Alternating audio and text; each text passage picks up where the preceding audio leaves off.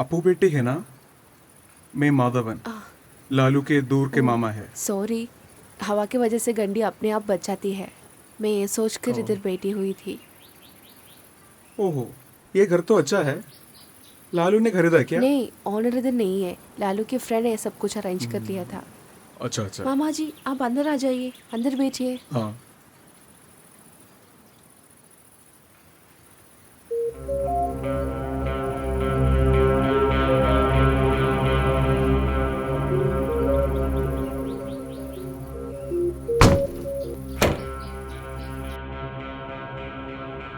Uncle आ जाओ, इधर बैठो।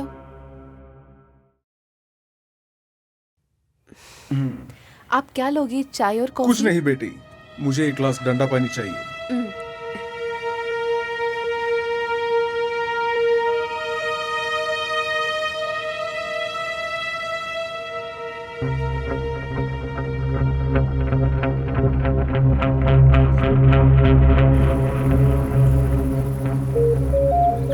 अंकल शादी में आया है क्या? मैं देखा नहीं। नहीं बेटी, मैं विदेश में था, इसलिए शादी में आ नहीं पाया। ओह, लालू काम पर गया है क्या? हाँ मामा जी, लेकिन मैं कॉल करूंगी उसे। अरे अरे अरे, जल्दी नहीं। वो अभी भी उस रिसोर्ट का मैनेजर है ना? जी अंकल। वैसे भी मुझे तुमसे किसी बात पर बात करनी है। मैं कॉल करूँ तो वो फोन नहीं उठाता, और अगर उड़ाता भी तो किसी ना किसी बहाने से बात खत्म कर देगा। उसने मुझसे कुछ पैसा लिया था, एक और दो नहीं, बल्कि 80 लाख, जिनकी वजह से मैं मुश्किल में पड़ गया हूँ।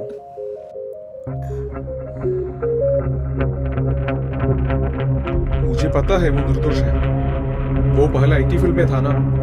लालू और उसके दोस्तों ने मिलकर एक अमेरिकन आईटी कंपनी की फ्रेंचाइजी दिल्ली में शुरू करने की प्लान बना रहे थे, और कंपनी को सिर्फ एक ही डिमांड थी। वो एयरपोर्ट के पास 5000 स्क्वायर फीट की अपनी खुद का बिल्डिंग होना चाहिए। इसके लिए मैंने उसको मदद किया था। बदले में उन्होंने मुझे एक शेयर भी ऑफर किया था। ये तीनों ने मिलकर अपने कंपनी के शेयर साथ में मौजूद 14 आदमी को दिया, लेकिन वही धोखेबाज निकला। वो पैसा लेकर भाग गया और ये लोग बेबस रह गए।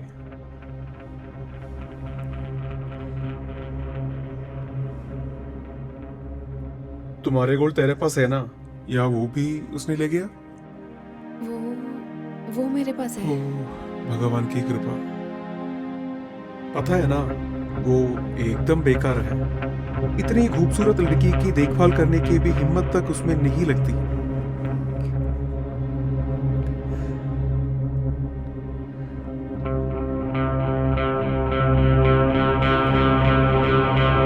सच कहूं तो मैं यहाँ उसे खत्म करने के लिए आया था, लेकिन बेटी जैसे मासूम बच्चे के सामने ऐसे करना हाँ, ठीक नहीं लगा। अंकल प्लीज कुछ मत कीजिए। मुझे नहीं पता ये सब कुछ। मेरे पास 50 पाव सोना है, मैं वो दे दूंगी। बेटी, वो देने पर भी सिर्फ 25-30 लाख ही होगा। बैलेंस का क्या?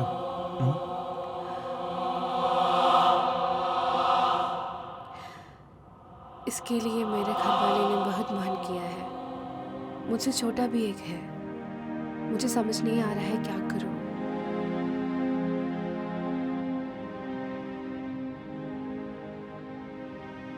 इस बेवकूफ के लिए तुम्हारे गहने खर्च किया तो कल जब तुझे जरूरत पड़ेगी तब क्या करेगी? फिलहाल तुम कोई कदम नहीं उठाओ। बेटी की किस्मत देखो, इस बदमाश के हाथ में तू लग गई। कोई बात नहीं, मैं उससे पैसा लूंगा। तू उसे एक बार फोन करके कह दो मादर अंकल आ गया है।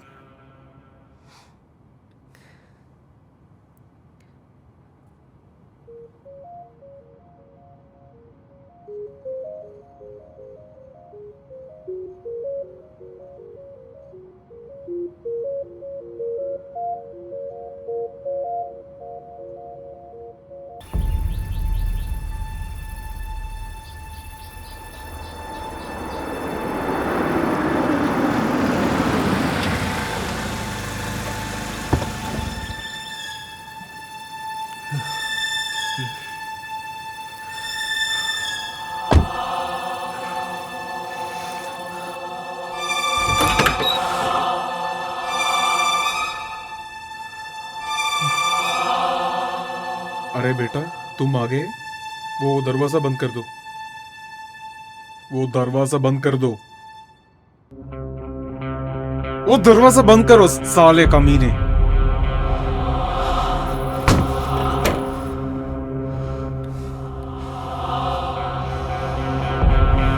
बेटी तुम डरो मत, बैठ जाओ।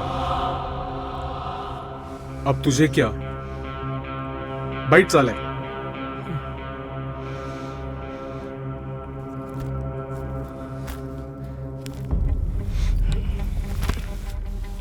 उधर नहीं, नीचे।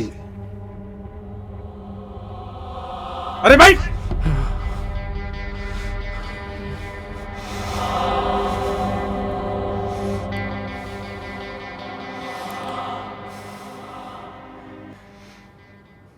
ए, सब ठीक है? तेरे पास क्या जुबान नहीं है?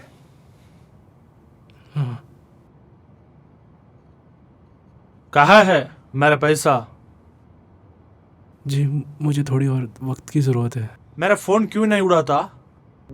माधव जी वो मेरा, आप मुझसे माफ़ कीजिए।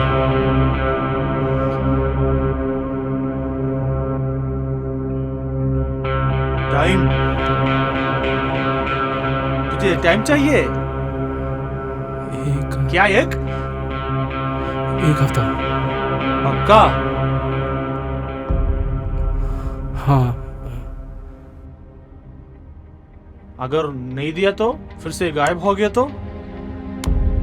नहीं माधव जी, पक्का दूंगा।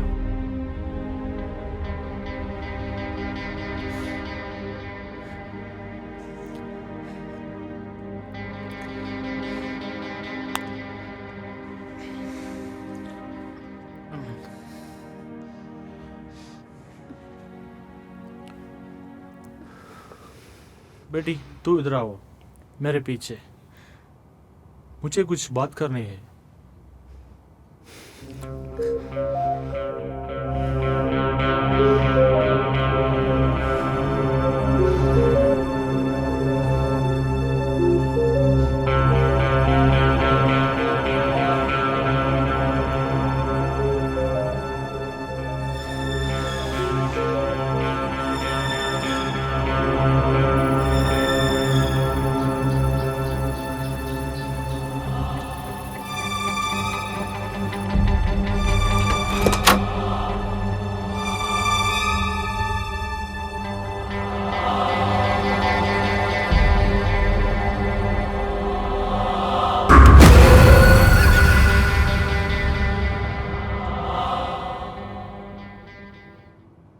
देख लिया? तू सोच, क्या इस आदमी के साथ जिंदगी जीना है?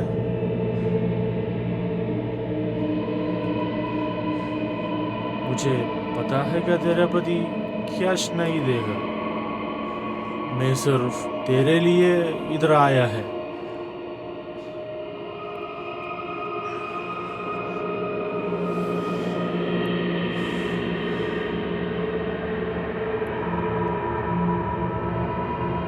तुझे प्यार से कभी किस किया?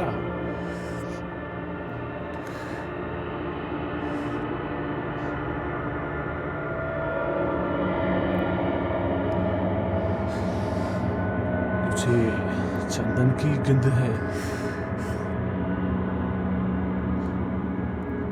इस घर चुकाने के लिए एक आइडिया बोलूं?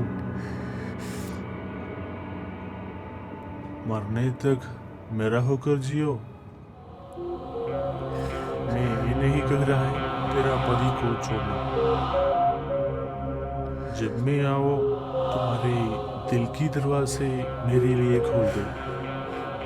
अगर ऐसा है तो मैं उसका कर्ज भी भूल जाऊंगा, तो रानी की तरह जीने की मौका भी दूंगा। मेरा वादा है। अगर ऐसा नहीं है, एक हफ्ते के अंदर मुझे मेरा पैसा चाहिए। जैसे तुम्हारे उपस्त्री बनकर मुझे रानी की तरह जीना नहीं। हम तुम्हारे पैसे लौटा दूंगी। यहाँ से निकल जाओ, वरना मेरा हाथ बोलेगा।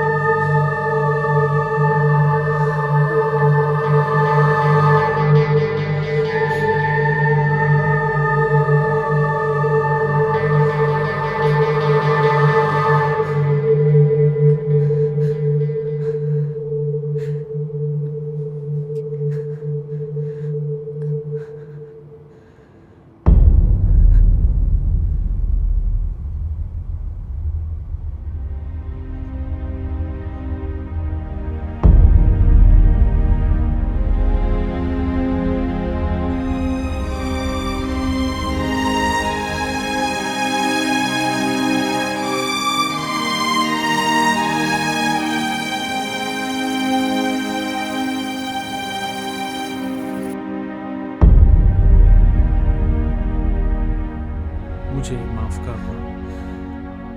अगर मैं तुम्हारी होठों की मिठास नहीं जान पाया तो मैं अधूरा होगा। ओके बेटी।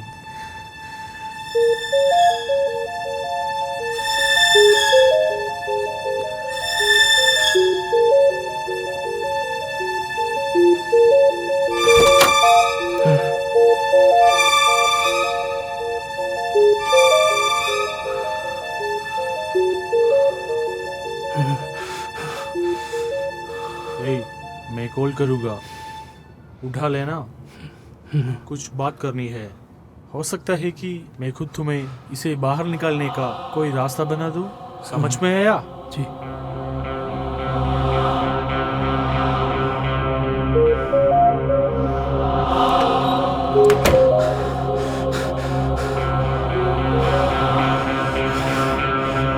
क्या हुआ अपू? क्यों रो रही हो? हाँ, उन्होंने कुछ किया क्या तुम्हें? हाँ, नहीं, मैं ये सब सोचकर रो रही थी। क्या मैं एक बात पूछूं? हाँ। क्या एक हफ्ते के अंदर पैसा दे सकते हो? अपू, एक हफ्ते में कैसे कर पाऊंगा?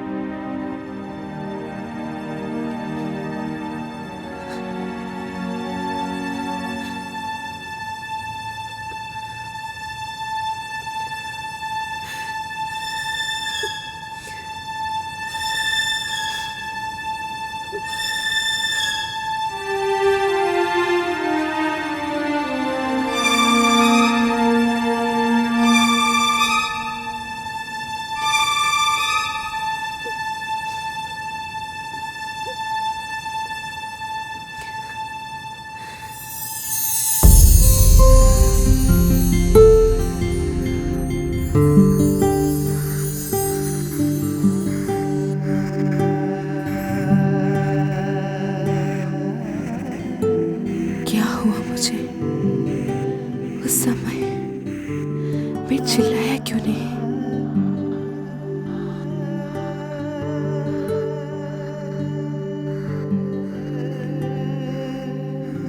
वो आदमी मेरे शरीर की कीमत ले गया, मेरे मन को, मेरे शरीर को, मेरे सपनों को।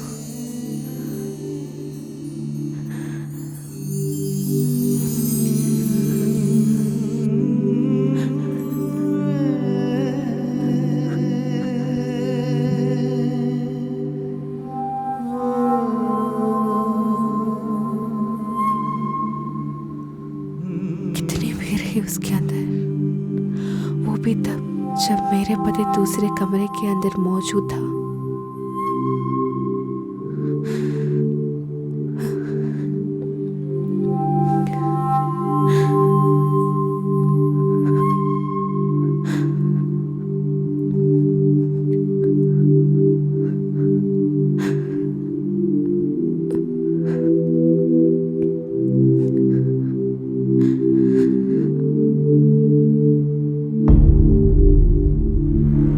अत्यधिक व्याकुल में बेटे राजा और दरबारियों के सामने सेना पालक कृपालक उठकर इस प्रकार बोला, महाराज की जय हो। ये कार्य मैं स्वीकार करता हूँ। मैं इस स्त्री को राजपुत्रों के रक्त का वास्तविक गुण समझाने और दरबार में चुनौती देने का साहस दिखाने वाली इसे बहुत कुछ सिखाने का इच्छुक हूँ। अयोध्या की स्त्रियों भी शयन कक्ष में मुझसे भय खाती है। ये बात मुझे प्रसन्नता देती है। इसे मेरे साथ बेचने का आदेश दिया जाए। महाराज ने वैसा ही आदेश दिया। रात में अपने महल में मंदाकिनी नग्न होकर बिस्तर पर लेटी गई।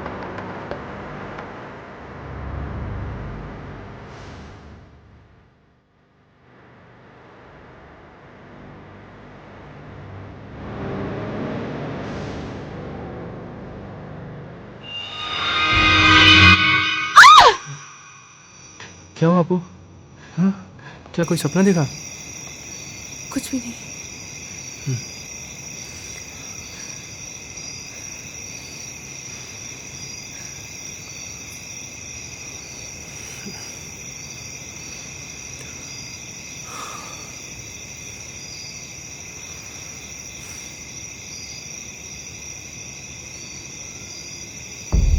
रात में गुस्से से उठ खड़ी हुई मंदाकिनी, उसने कृपाल की ओर गुस्से से उंगली उठाई। और तुम देश की रक्षा करने वाले योद्धा, लेकिन एक क्षण के लिए भी मेरे रोकने खड़े करने में असमर्थ। तुम जैसे पुरुष को पुरुष कहो भी तो कैसे? मैं जितने कायर और निर्बल पुरुषों की जानती हूँ, उनमें सबसे तुच्छ हो तुम। अब और मेरी नजरों से सामने छोटे बने बिना चले जाओ। राज्यसभा की ओर यक्षिणी बनकर बढ़ती मंदाकिनी, राजा और दरबार स्तब्ध रह गए। मंत्री ने राजा के कानों में धीरे से कहा, महाराज, ये कोई साधारण बात नहीं है। पराजित हुआ व्यक्ति हमारे राज्य की सेनापति है। यदि ये खबर गुप्तचरों के माध्यम से शत्रु राज्य तक पहुंच गए तो हमारे लिए भयानक विनाश निश्चित है।